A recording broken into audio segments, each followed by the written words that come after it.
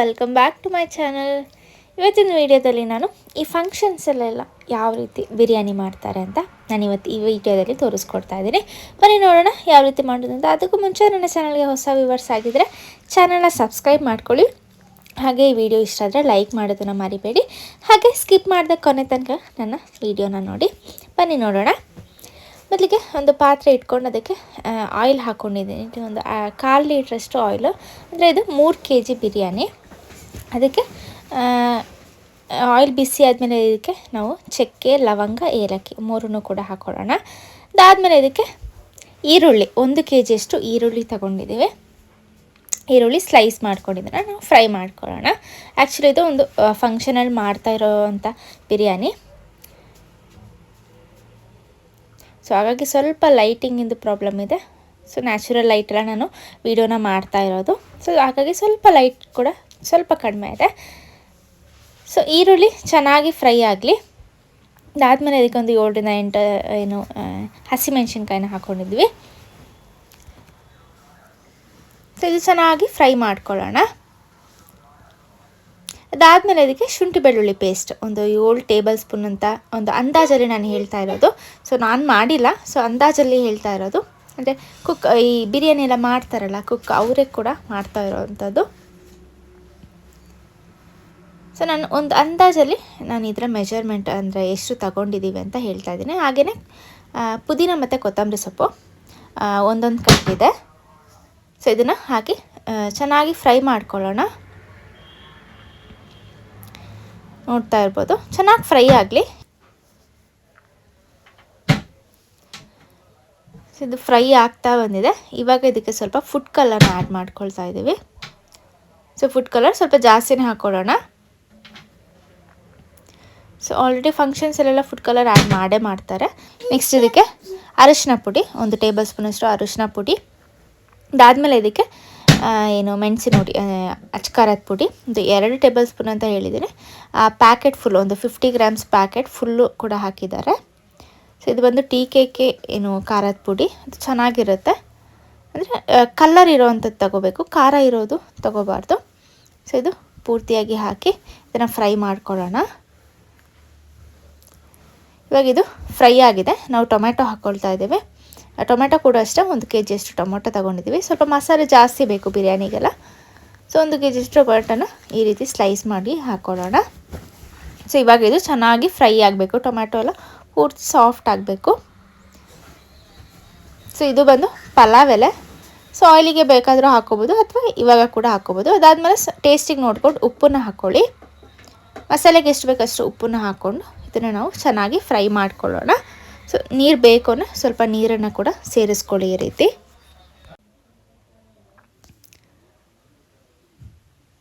So ಇದನ್ನು ಚೆನ್ನಾಗಿ fry ಮಾಡ್ಕೊಳ್ಳಿ. ಸೊ ನಮ್ಮ ಮಸಾಲೆ ಇಲ್ಲಿ ರೆಡಿಯಾಗಿದೆ. ನೋಡ್ತಾ ಇರ್ಬೋದು ಎಷ್ಟು ಚೆನ್ನಾಗಿ ಕೂಡ ಕಾಣಿಸ್ತಾ ಇರುತ್ತೆ.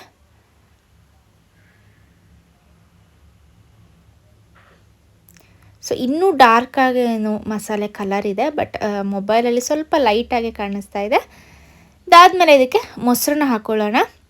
ಒಂದು 1/4 ಲೀಟ್ರಷ್ಟು ಮೊಸರು. ಸೊ ಹುಳಿ ಇರೋದು ಬೇಡ, ಫ್ರೆಶ್ ಮೊಸರನ್ನೇ ತಗೊಳ್ಳಿ.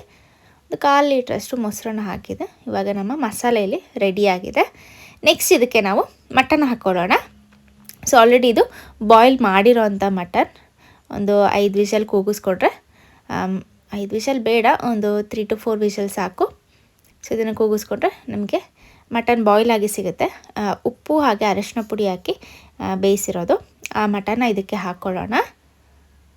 ಸೊ ಇವಾಗ ಇದು ಒಂದು 5 ಮಿನಿಟ್ಸ್ ಆದರೂ ಬಾಯ್ಲ್ ಆಗಬೇಕು, ಅಂದರೆ ಮಸಾಲೆಯಲ್ಲಿ ಫ್ರೈ ಆಗಬೇಕು. ಸೊ ಇದಕ್ಕೆ ಸ್ವಲ್ಪ ನೀರನ್ನು ಹಾಕ್ಕೊಂಡಿದ್ದೀವಿ. ಚೆನ್ನಾಗಿ ಕುದೀಲಿ.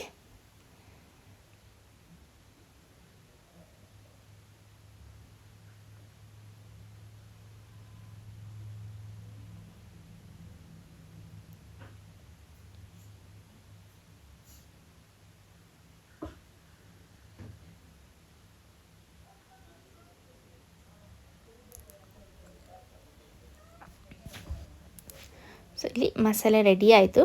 ನೆಕ್ಸ್ಟ್ ನಾವು ಅನ್ನ ಮಾಡ್ಕೊಳ್ಳೋಣ. ಅನ್ನಕ್ಕೆ ಇಲ್ಲಿ ನೀರನ್ನು ಇಟ್ಕೊಂಡಿದ್ದೀವಿ. ಆಲ್ರೆಡಿ ನೀರಿಗೆ ಸ್ವಲ್ಪ ಚಕ್ಕೆ, ಲವಂಗ, ಏಲಕ್ಕಿ ಹಾಗೆ ಉಪ್ಪು, ಅದಾದಮೇಲೆ ಸ್ವಲ್ಪ ಆಯಿಲ್ ಹಾಗೆಯೇ ಒಂದು ಇಡಿಯಷ್ಟು ಲೆಮನ್.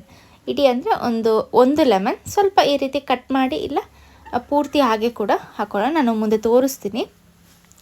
ಆ ರೀತಿ ಹಾಕೋದ್ರಿಂದ ಒಂದು ಒಳ್ಳೆ ಫ್ಲೇವರ್ ಕೊಡುತ್ತೆ. ಸೊ ಈ ರೀತಿ ಒಂದು ಲೆಮನ್ ಹಾಕಿ ಇದನ್ನು ನಾವು ಬಾಯ್ಲ್ ಮಾಡೋದಕ್ಕೆ ಬಿಡೋಣ. ನೆಕ್ಸ್ಟ್ ಇದಕ್ಕೆ ಸ್ವಲ್ಪ ಫುಡ್ ಕಲರ್ ಕೂಡ ಆ್ಯಡ್ ಮಾಡ್ಕೊಳ್ಳೋಣ. ಸೊ ನೋಡ್ಬೋದು, ಇವಾಗ ಇದು ನೀರು ಕುದಿ ಬಂದಮೇಲೆ ನಾವು ಅಕ್ಕಿ ಹಾಕ್ಕೊಳ್ಳೋಣ. ಅಕ್ಕಿ ಕೂಡ 3 kg ಅಷ್ಟು ಅಕ್ಕಿ ತಗೊಂಡಿದ್ದೀವಿ.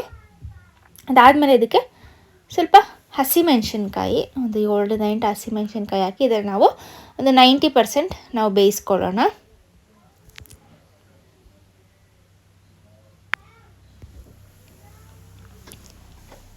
ನೋಡ್ಬೋದು ಇಲ್ಲಿ ಇದು ಒಂದು 90% ಬಾಯ್ಲ್ ಆಗಿದೆ. ಇವಾಗ ನಾವು ಆಫ್ ಮಾಡಿ ಇದನ್ನು ಸ್ಟ್ರೈನ್ ಮಾಡ್ಕೊಳ್ಳೋಣ. ನೆಕ್ಸ್ಟ್ ನಾವು ಮಸಾಲೆಗೆ ಹಾಕ್ಕೊಳ್ಳೋಣ. ಮಸಾಲೆ ಸ್ವಲ್ಪ ಗ್ಯಾಸ್ ಮೇಲೆ ಈ ರೀತಿ ಇಟ್ಟು ಇವಾಗ ನಾವು ಇದಕ್ಕೆ ನಾವು ಸ್ಟ್ರೈನ್ ಮಾಡಿಟ್ಕೊಂಡಿದ್ದೀವಿ, ಅಂದರೆ ಬಾಯ್ಲ್ ಮಾಡಿರೋ ಅಂಥ ಅನ್ನ ಹಾಕ್ಕೊಳ್ಳೋಣ. ಒಂದು 90% ಬಾಯ್ಲ್ ಆಗಿರೋ ಅಂಥ ಅನ್ನನ ಹಾಕ್ಕೊಳ್ಳೋಣ. ಸೊ ಇವಾಗ ನಾವು ಇದಕ್ಕೆ ದಮ್ಮಿಗೆ ಇಟ್ಬಿಡಬೇಕು. ಈ ರೀತಿ ಜಾಸ್ತಿ ಮಿಕ್ಸ್ ಮಾಡೋದಕ್ಕೆ ಹೋಗಬಾರ್ದು. ಈ ರೀತಿ ದಮ್ಮಿಗೆ ಇಟ್ಬಿಡೋಣ. ನೆಕ್ಸ್ಟ್ ಮೇಲೆ ಸ್ವಲ್ಪ ಗೋಡಂಬಿ, ಇದೊಂದು ಒಳ್ಳೆ ಫ್ಲೇವರ್ ಕೊಡುತ್ತೆ. ಗೋಡಂಬಿ ಹಾಕಿ ಇದನ್ನು ಜಾಸ್ತಿ ಮಿಕ್ಸ್ ಮಾಡೋದಕ್ಕೆ ಹೋಗಬೇಡಿ. ಅಂದರೆ ನಾವು ಮನೇಲಿ ಸ್ವಲ್ಪ ಮಾಡೋದ್ರಿಂದ ನಾವು ಮಿಕ್ಸ್ ಮಾಡ್ಕೋಬೋದು. ಬಟ್ ಇದು ಸೊ ಏನು ಕ್ವಾಂಟಿಟಿ ಜಾಸ್ತಿ ಇರೋದ್ರಿಂದ ಮಿಕ್ಸ್ ಮಾಡಿದ್ರೆ ಅನ್ನ ಎಲ್ಲ ಪುಡಿ ಆಗಿಬಿಡುತ್ತೆ, ಹಾಗೆ ಮುದ್ದೆ ಆಗಿಬಿಡುತ್ತೆ. ಸೊ ಹಾಗಾಗಿ ಮಿಕ್ಸ್ ಮಾಡೋದಿಲ್ಲ. ಸೊ ಸ್ವಲ್ಪ ಈ ರೀತಿ ಮಿಕ್ಸ್ ಮಾಡ್ಕೊಳ್ಳೋದಷ್ಟೇ.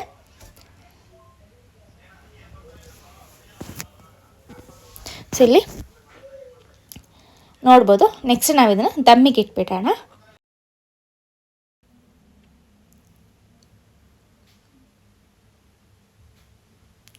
ಸೊ ಈ ರೀತಿ ಮಿಕ್ಸ್ ಮಾಡಿ ಈ ರೀತಿ ಅನ್ನ ಹಾಕಿ ಕೆಳಗಡೆ ಒಂದು ತವಾ ಇಟ್ಕೊಳ್ಳೋಣ. ಹಳೆಯದಾದ ತವಾ ಇಟ್ಕೊಂಡು ಅದ್ರ ಮೇಲೆ ಈ ರೀತಿ ಬಿರಿಯಾನಿ ಪಾತ್ರೆ ಇಟ್ಟು ಲೆವೆಲ್ ಮಾಡಬೇಕು. ಅಂದರೆ ಸೈಡಲ್ಲೆಲ್ಲ ಆಗದೇ ರೀತಿ ಈ ರೀತಿ ಲೆವೆಲ್ ಮಾಡಿ ಇದಕ್ಕೆ ಸ್ವಲ್ಪ ನೀರನ್ನು ಸೇರಿಸ್ಕೊಳ್ಳೋಣ.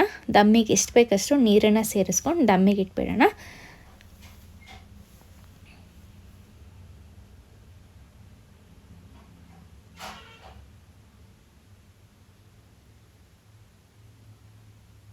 ಸೊ ದಮ್ಮಿಗೆ ಇಡಬೇಕಾದ್ರೆ ನೋಡ್ಬೋದು ಈ ರೀತಿ ಒಂದು ಬಟ್ಟೆನ ಸುತ್ತಿ ಅದನ್ನು ಸ್ವಲ್ಪ ಒದ್ದೆ ಮಾಡ್ಕೋಬೇಕು. ಸುತ್ತಿ ಈ ರೀತಿ ಇಟ್ಟು ಇದನ್ನು ಕ್ಲೋಸ್ ಮಾಡಬೇಕು. ಸೊ ಇವಾಗ ಒಂದು 15 to 20 ಮಿನಿಟ್ಸ್ ಲೋ ಫ್ಲೇಮಲ್ಲಿ ನಾವು ದಮ್ಮಿಗೆ ಇಟ್ಬಿಡೋಣ. ಸೊ 15 ಮಿನಿಟ್ಸ್ ಆದಮೇಲೆ ನಾನು ತೋರಿಸ್ತೀನಿ ಯಾವ ರೀತಿ ಆಗಿರುತ್ತೆ ನಮ್ಮ ಬಿರಿಯಾನಿ ಅಂತ. ಸೊ ನೋಡ್ಬೋದು ಈ ರೀತಿ ಒಂದು ತವಾ ಇಟ್ಟು ಅದರ ಮೇಲೆ ನಾವು ಈ ರೀತಿ ದಮ್ಮಿಗೆ ಇಟ್ಬಿಡಬೇಕು. ಸೊ ನೋಡ್ಬೋದು 15 ಮಿನಿಟ್ಸ್ ಆಗಿದೆ. ಸೊ ಆಲ್ರೆಡಿ ಮಿಕ್ಸ್ ಮಾಡಿ ಆಗಿತ್ತು. ನಾನು ವೀಡಿಯೋ ಮಾಡೋಕ್ಕೂ ಮುಂಚೆ ಅವ್ರು ಮಿಕ್ಸ್ ಮಾಡಿ ಆಗಿತ್ತು. ಸೊ ಆದರೂ ಆಮೇಲೆ ನಾನು ವೀಡಿಯೋ ಮಾಡ್ಕೊಂಡಿದ್ದೀನಿ. ಸೊ ನೋಡ್ಬೋದು ಎಷ್ಟು ಬಿಡಿಯಾಗಿ ಉದ್ರುದ್ರಾಗಿ ಬಿರಿಯಾನಿ ಬಂದಿದೆ ಅಂತ. ಸೊ ತುಂಬ ಟೇಸ್ಟಿಯಾಗಿತ್ತು. ಸೊ ನೋಡಿದ್ರಲ್ಲ ಇವತ್ತಿನ ರೆಸಿಪಿ ನಿಮಗೆ ಎಲ್ಲಿಗೂ ಇಷ್ಟ ಆಗಿದೆ ಅಂತ ಅಂದ್ಕೊಳ್ತೀನಿ. ಇಷ್ಟ ಆಗಿದ್ರೆ ಲೈಕ್ ಮಾಡೋದನ್ನು ಮರಿಬೇಡಿ. ಹೀಗೆ ನನ್ನ ವೀಡಿಯೋಸ್ಗೆ ಸಪೋರ್ಟ್ ಮಾಡ್ತಾಯಿರಿ. ಈ ವಿಡಿಯೋ ನಿಮ್ಗೆ ಎಲ್ಲಿಗೂ ಇಷ್ಟ ಆಯಿತು ಅಂತ ಅಂದ್ಕೊಳ್ತೀನಿ. ಬಾಯ್.